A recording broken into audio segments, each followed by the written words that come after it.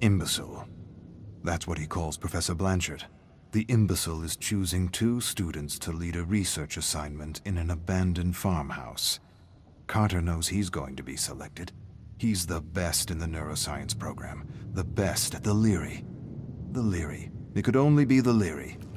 The Leary or the Allen. 2 institutions with a history of working with the government to push the limits of psychology beyond the code. Not beyond the code, despite the code. The papers coming out of the Allen amazed him, captured him, inspired him. Had he been Canadian, it would have been the Allen, or what many called Ravenscrag. The experiments they conducted were brilliant, cutting edge, mind-shattering. He wishes he were a student in the 50s studying under Lord Crag, the nickname patients gave the genius at Ravenscrag. Lord Crag returned from the trials with ideas, not cautionary tales, not disgust like the other bleeding hearts who condemned the doctors who would anyway be smuggled into his country and be given the highest positions in government in exchange for their discoveries. Lord Crag took the experiments he had heard about to the next level, and Carter hopes to do the same. But not with this professor, not with Blanchard, Dr. Bleeding Heart Blanchard. He has no idea what real power is. Real power is freedom.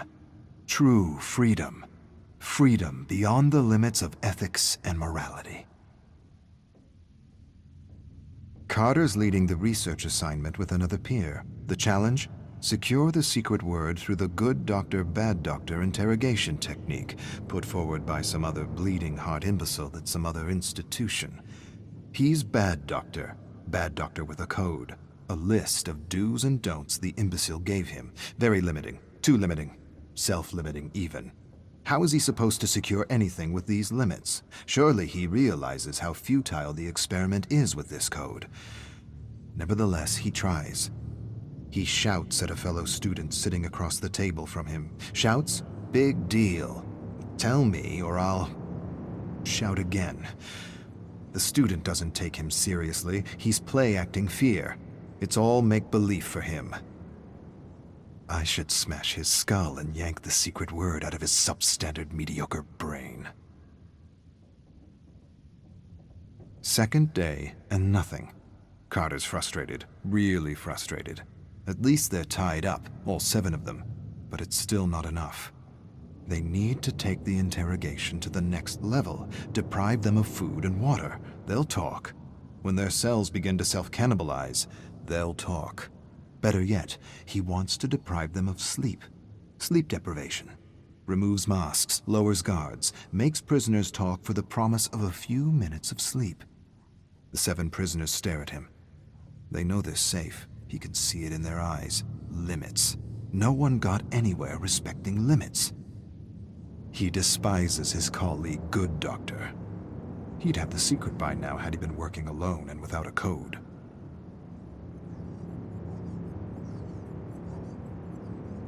Ridiculous limits. Skinner knew better. Put his own kid in some kind of a box for years just to see what it would do. Huxley worked for the Secret Service and wrote Truths as Lies in Brave New World. War of the Worlds was another great test in mass propaganda. The power of the radio to induce fear and anxiety in an unsuspecting audience. The power of fear and anxiety to inspire silence and indifference and create perfect consumers. Ethics, morality, limits. For sheep, not shepherds. Carter feels anxiety unlike he ever felt as he watches Good Doctor interrogate one of his classmates. He approaches him from behind with a piece of wood, something he found on the ground, raises the makeshift club. Before he realizes what he's doing, he pounds the Good Doctor's head. Pretend fear becomes real fear as his fellow students stare at him in horror. No more Good Doctor. No more rules. No more limits. Except the limits of his imagination. Carter ties a student to a chair. Warm blood drips everywhere. He twists pieces of flesh off his face. The sheep look away, but never up. With terrible moans and squirms, he gets a secret word from each and every one of them. New, Reich, Horizons, Fourth, Bird, Kill. His classmates beg to be released. They sob and agonize in their chairs. They plead the experiment is over. You have the words. You win. We're done. Carter smiles. He's still got a few days. A few more days and a few more experiments to run. Could put his career at risk. But he's got the good doctor to take the fall. I'll take what I learned from Lord Crag and lobotomize these imbeciles and manipulate... No, not manipulate. Manufacture. Yes, manufacture reality. Music blares. Eyes are kept forced open with toothpicks. Carter piggybacks a looping song with an inaudible subliminal frequency to evoke fear, anxiety, and discontent. He experimented with the loop on his parents, always caused a fight between them. He doesn't remember where he got the loop. He first read about the subliminal frequency from advertisers. Advertisers deny subliminal loops work. Of course they do. Advertisers deny they use subliminal loops. But they do. They use them, and they work. They must. They must because peace and contentment is our natural disposition. War and discontent needs to be instilled, enforced, manufactured, repeated over and over again until it's the main script in the collective consciousness. Paperclip, Bluebird, MK Ultra, MK Delta, MK Search. They were all necessary. Lord Crag had the right idea, good instincts. So did the Black Sorcerer and the Dirty Trickster. They inspired all the goodies he brought with him in his bag. Music, drinks, drugs, lots of drugs. For a moment, just a moment, he hesitates. He'll probably go to jail for a long time if he uses his goodies. But being free, being truly free for a few days, is worth a lifetime of imprisonment. But I won't get caught. Good doctor will. Carter wonders if he can remother these sheep. Remother, he loves the term. He wishes it was his own, but it's not. Shock them with electricity and expose them to endless images of death, chaos, and destruction. Traumatize the brain, empty it, lobotomize these subjects to remother them with new personalities. He wonders if he could remother these sheep into wolves. Get them to kill each other. Better yet, turn these good, law-abiding students into serial bombers. He rips the plug out of a lamp, splits the wires, peels the wire, places the exposed wire into a student's mouth, slowly approaches the socket, taking in his terror, plugs it in, screams as he remothers this exemplary student. A putrid smell of burning hair and skin reaches his olfactory receptors. There's another stench. Imbecile soiled himself. Carter laughs. He hasn't been this stimulated in ages. To be free. Ah, to be truly free.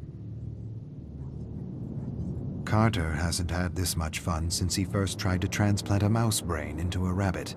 A week isn't enough. He wishes he had more time. He needs more time. There are new avenues within the mind to explore. Too many avenues, not enough time. He wishes he had the tools to operate on their brains. There are knives in the kitchen. Good work. Not surgical precision, but good enough. He's read about a gland in the brain that looks like an eye, a gland that supposedly secretes DMT, a kind of mystical drug. He wonders if he can extract it from a living subject. He wonders what a good dosage of human DMT does to a test subject. Carter unties a rope. He's going to release Good Doctor.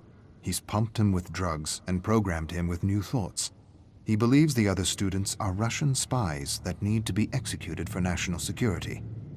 He unwraps the rope and places a screwdriver in his hands. He changes his mind, removes the screwdriver, replaces it with a fork, changes his mind again, replaces the fork with a spoon. He's never seen a spoon used to kill a human being. He backs away from Good Doctor, who is lost and confused, remothered. He says a phrase. The moon is down. Confusion becomes clarity as Good Doctor stands and approaches the Russian spies with a spoon. Brilliant. Bleeding Heart Blanchard returns to the farmhouse with a group of men Carter's never seen before. They look like government men.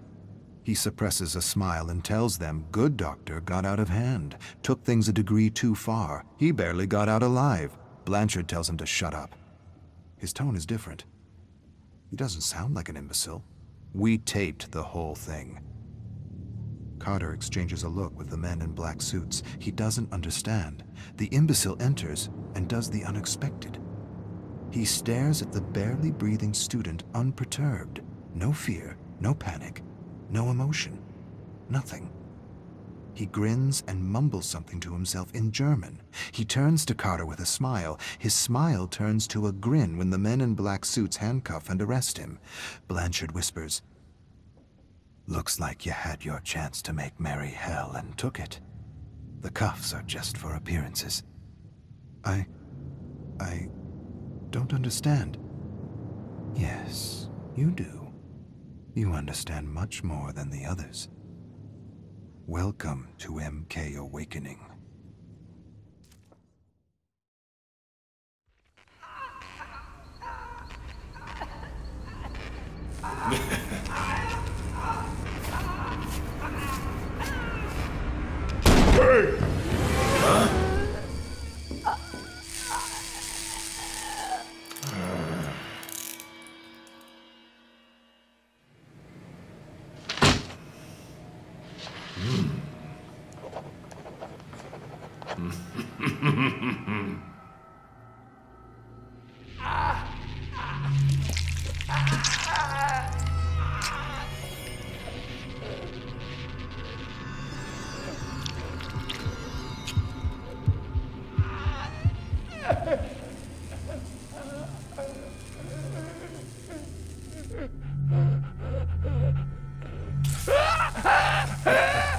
Hey!